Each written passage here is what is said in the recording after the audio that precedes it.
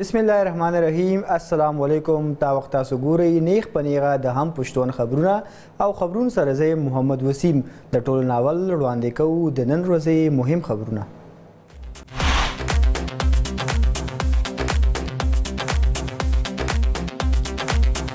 په پاک افغان پوله په سکیورټي فورسز د حملو منصوبه بندۍ ویډیو د افغانستان د علاقې ده. ویډیو کې د تحریک طالبان افغانستان لیډر یحیی حافظ ګل بهادر په نظر راځي. په ویډیو کې کمانډر وایي موږ د پاکستان نه بدلا غستو لپاره تیار یو.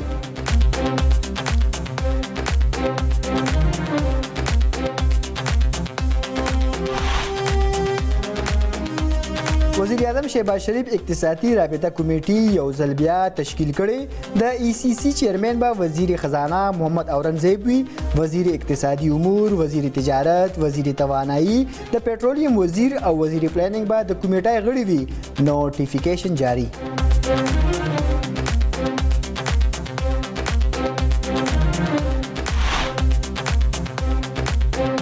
حکومت بھارت سره د تجارت د بحال کولو په معاملې سنجیدګۍ سره غور کوي. د پاکستان او بھارت ترمنځ تجارت په کال 2019 کې د بھارت لخوا د مقبوضه کشمیر د خصوصي آزاد حیثیت د ختمولو نه پس ختم کړی شوی و. د خارجه وزیر اسحاق ډار وینا وایي د پاکستانی تاجرانو لخوا دا مطالبه شوې ده.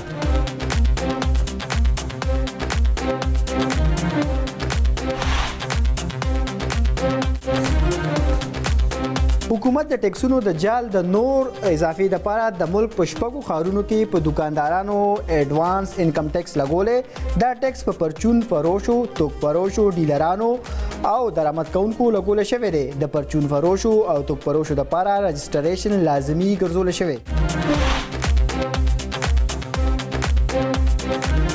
پیښور او چارسده کې مختلف پیښې د ډزو په مختلف پیښو کې 3 کسان وژل شوي. د پیښور په وزیرباغ قبرستان نه هم د یو تن مړی ترلاسه شوی. پولیسو د پیښې رپورټ درج کړی او تفتیش شروع کړی.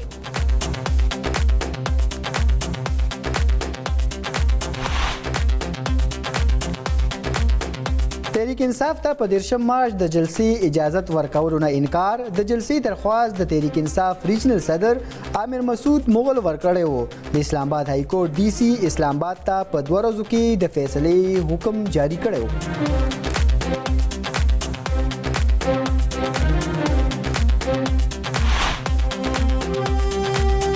د جماعت اسلامي امیر سراج الحق وایي د حکمرانانو ذاتي مفادونو علاوه بل هیڅ لار نشته. موجوده حکومت په موږ مسلط کړی شوی.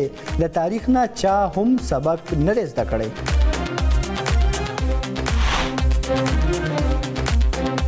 په غزه کې د اسرائیلي فوج د حملو سلسله نن هم جاری. اسرائیلي فوج د امداد په منتظرو فلسطینیانو یو ځل بیا ناتاره ډزې کړي. حمله کې کم از کم 19 کسان وژل شوي. د غیر ملکي میډیا وینا. د پاکستان کرکټ بورډ وطني سلیکشن کمیټې تشکیل. کمیټه کې وهاب ریاض، کامران اکمل، محمد یوسف، عبدالرازق او اسد شفیق شامل. د نوي سلیکشن کمیټه به څوک هم چیرمن نه وي. د پی سی بي چیرمن محسن نقوي وینا.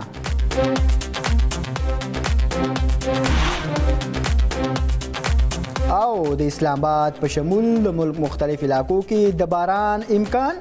خیبر پختونخوا، جنوبي پنجاب، شمالي بلوچستان، خطه پوټوهار، ګلګت بلتستان او کشمیر کې د باران امکان څرګند شوی.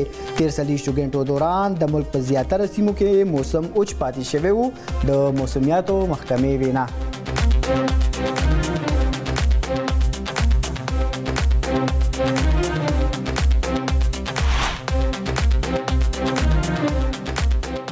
مهم خبرونه تاسو وکتل. د خبرونو تفصیل به درته وایو د یو لنډې شاندمې نه پس. چرته مزئ هم پښتون سره اوسئ.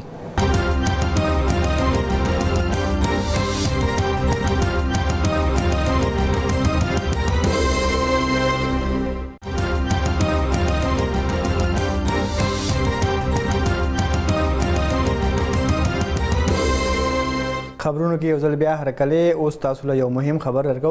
د افغانستان د خاورې نه په پاکستاني امنیتي ځواکونو د حملې یو نوی ویډیو لیک شوې ده چې پکې لیدلی شي چې د افغان طالبانو یو کمانډر یحیی د حافظ ګل بادر ډلې حمله کوونکو ته د حملو هدایت کوي.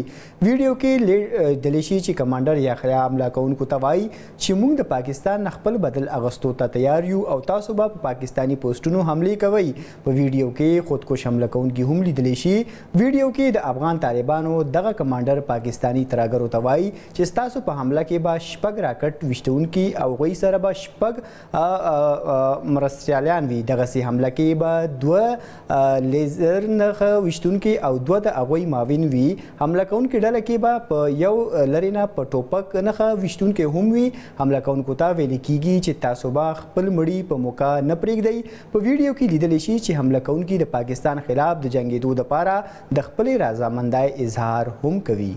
وزیر اعظم شهباز شریف د ملک د اقتصادي چیلنجونو نه د راوستو او د جامع اقتصادي اصلاحاتو د ایجنډې د مکملو لپاره د کابینې د اقتصادي رابطه کمیټې د جوړښت بدلولو فیصله کړې ده. د سرکاري وسیلو مطابق وزیر اعظم فیصله کړې ده چې د اقتصادي رابطه کمیټه په پخواني شکل بحال کړی شي. اوس په وزیر اعظم په خپله دغه کمیټو مشروعي وکړي او د خزانې اقتصادي امورو تجارتي بجلی پټرولیم او منصوبه بندۍ وزیران به د کمیټې غړي وي. پخواني وزیر اعظم د اقتصادي رابطو کمیټې چیرمن و. د جنرال پرویز مشرف په وخت کې وزیر اعظم شوکت عزیز په خپل د کمیټې مشري کوله، خو وروسته د کمیټې دا تشکیل بدل کړی شو او وزیر خزانه به کمیټې چیرمن و. وزیر اعظم دا فیصله هم کړې ده چې د ټیکس نظام کې د اصلاحاتو راوستو دپاره به د وزیر خزانه اورنګزیب په مشرۍ کې یو ټیکس پالیسي بورډ قایم کړی شي کوم چې به ټیکسونو پالیسي جوړه کړي او د محصولاتو د زیاتولو لپاره اقدامات به هم کوي. اوس خبر شامله حکومت د ټیکسونو د جال د نور اضافې لپاره د ملک په شپږو ښارونو کې د دکاندارانو ایډوانس انکم ټیکس لګولی دی. د فیډرل بورډ آف ریونیو لخوا په دې هکله نوټیفیکیشن هم جاری کړی شوی دی. د نوټیفیکیشن مطابق په دغه ښارونو کې به دا ټیکس په پرچون فروشو، ډیلرانو او درآمد کوونکو لګولی شي. دغه ښارونو کې د پرچون فروشو او توک فروشو دپاره رجسټریشن لازمي ګرځولی شوی دی. د سکیم مطابق به د هر دکاندار پابند وي چې د هرې میاشتې د 15 تاریخ پورې ایډوانس انکم ټیکس جمع کړي. که د یو دکانداران ګټه انکم ټیکس د حد نه کمه وي نو هغه به د ټول کال دپاره 1200 روپۍ جمع کوي. کوم تاجران چې پوره ټیکس ادا کړي هغوی ته به ټیکس کې 25% رعایت ورکولی شي. په کومو ښارونو کې چې د ټیکس د نوي نظام متعارف کړی شو په هغې کې لاهور، کراچۍ، اسلام آباد، پنډای، کویټه او پېښور شامل دي. اف بي آر ټول سټیک هولډرانو ته د تصویرانو او تحفظاتو د اظهارو دپاره د 7 ورځو وخت ورکړی دی. د ټیکس تعیین به د تجارتي د سالانه کرایې په بنیاد کولی کیږي. نړیوال بانک د پاکستان لپاره د 14 کروڑه او 19 لکه ډالر قرضې منظوري ورکړې ده. د دې قرضې منظوري د عالمي بانک د ډایرکټرانو بورډ وکړه. دا قرضه به پاکستان کې د ډیجیټل اقتصاد د زیاتولو لپاره او سند صوبه کې د بریجونو حفاظت بهترۍ دپاره خرج کړی شي. د عالمي بانک ډایرکټر وویل چې د کال 2022 کې سیلاب انفراسترکچر ته ډیر زیان رسولی و او بریجونه مضبوطولو او د هغوی حفاظت یقیني کول نن سبا ډیر زیات ضروري دي. خارجه وزیر اسحاق ډار ویلي دي چې حکومت بھارت سره د تجارت د بحال کولو په معامله سنجیدګۍ سره غور کوي. په برسلز کې د اټمي سیمنټ د واپسۍ په وخت لندن کې میډیا سره د خبرو په وخت هغه وویل چې په دې هکله د پاکستانی تاجرانو رورولۍ لخوا مطالبه شوې ده. د یادونې وړ ده چې د پاکستان او بھارت ترمنځ تجارت په کال 2019 کې د بھارت لخوا د مقبوضه کشمیر د خصوصي ازادي حیثیت د ختمولو نه پس ختم کړی شوی. د پاکستان او بھارت ترمنځ تجارت نه صرف د دواړو ملکونو د خلکو دپاره بهتر دی بلکې دې سره به بنګلادیش، سریلانکا، تایلینډ او جنوبي مشرقي ایشیا نورو ملکونو سره د پاکستان تجارت هم غوره شي. بولټن مخپړوان بوزو د جماعت اسلامي امیر سراج الحق وایي د حکمرانانو ذاتي مفادونه علاوه بل هیڅ لار نشته. میډیا سره د خبرو په وخت سراج الحق ویل چې موجوده حکومت په موږ مسلط کړی شوی دی. د تاریخ نه چا هم سبق نه دی زده کړی. عرصے سے یہی کچھ ہو رہا ہے. آپ دیکھتے نہیں ہیں پارٹی لیڈر کو उसका भांजा भी कौमी असम्बली में, उसका भतीजा भी कौमी असम्बली में, भतीजे भी, सारा ख़ानदान भी। तो इसी तरह जैसा कोई मौका मिलता है उनके नज़रें अपने ख़ानदान, अपने यारों और अपने दोस्तों और अपने मुश्तरक मफादात वाले दोस्तों से आगे नहीं जाती है। तो ये अक़रबा परवरी है। इस्लाम में भी इसके ममानियत है, मुहज़्ज़ब दुनिया में भी इसके ममानियत है, लेकिन इसके बावजूद भी ये चलन यहाँ पर आम है। इन्होंने आंखें बंद करके 1994 में IPPs के मुआहिदे किए हैं, उसका बोझ भी हमारे ऊपर, लोड शेडिंग भी ख़त्म नहीं हुआ, सनतें भी तबाह हो गई और एनवायरनमेंट भी। कौन ठीक कर सकता है इस पाकिस्तान को? मैं फिर कहूँगा कि मेरी कौम जमात इस्लामी के साथ मिलकर इस माहौल को ठीक करे। बुलेटिन کې علاقائی خبرونه هم لرو، خو اوس وخت شوی دی د لنډې شاندمې چرته مزئ موږ سره اوسئ.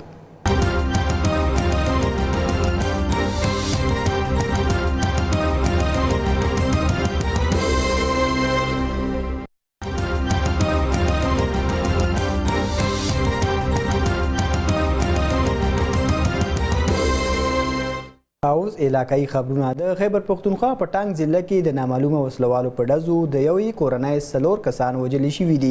د زریو تر مخه وژل شوي کسان تېره شپه د تراو له لمونځ له ادا کولو وروستو کور ته روان وو چې په لاره کې په وسلوالو ناتاره ډزې وکړې. مړي او ژوبل شوي کسان DHQ هسپتال ته منتقل کړي شوي دي.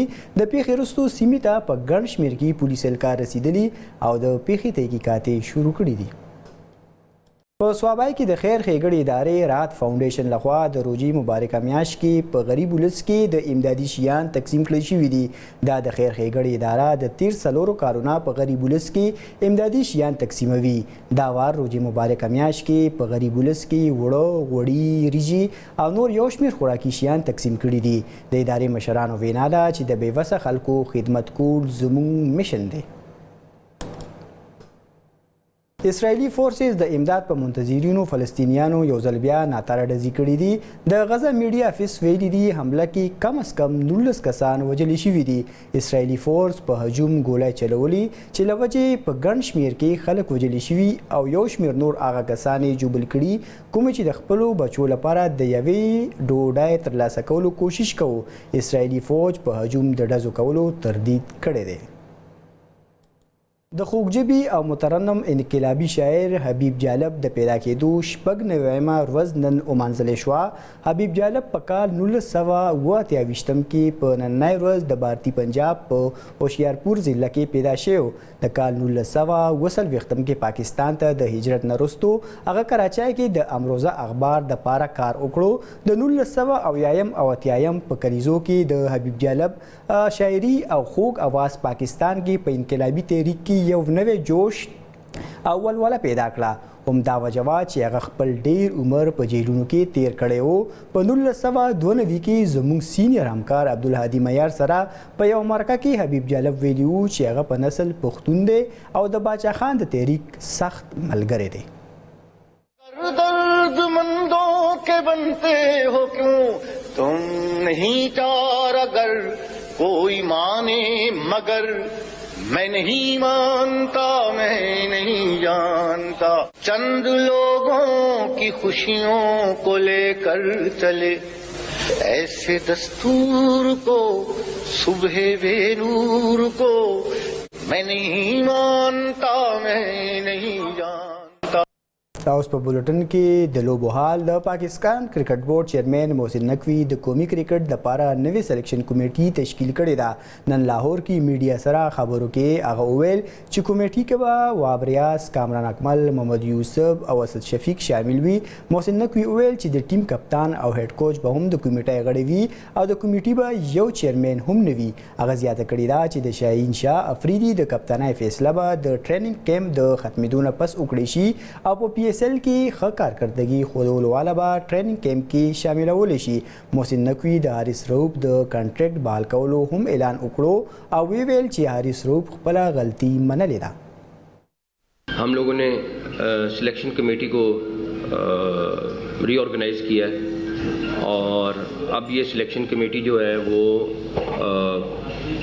7 लोगों पर मुश्तमिल होगी और इन 7 लोगों में मैं आपको बता देता हूँ लेकिन एक जो डिफरेंट चीज़ हुई है कि अब कोई चेयरमैन सिलेक्शन कमेटी नहीं होगा।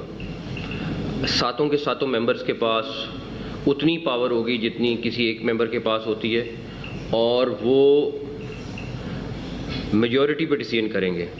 उनकी डिबेट हो, उनकी आपस में बहस हो, ताकि एक अच्छे कंक्लूजन की तरफ हम पहुँचें। मैं बिल्कुल एक चेयरमैन की जो पावर्स हैं उनको एक्सरसाइज करूँगा जो कॉन्स्टिट्यूशन में दी हुई हैं पीसीबी के, और इंशाल्लाह ताला उसके लिए जो बेहतरी हो सके ये करेंगे इंशाल्लाह।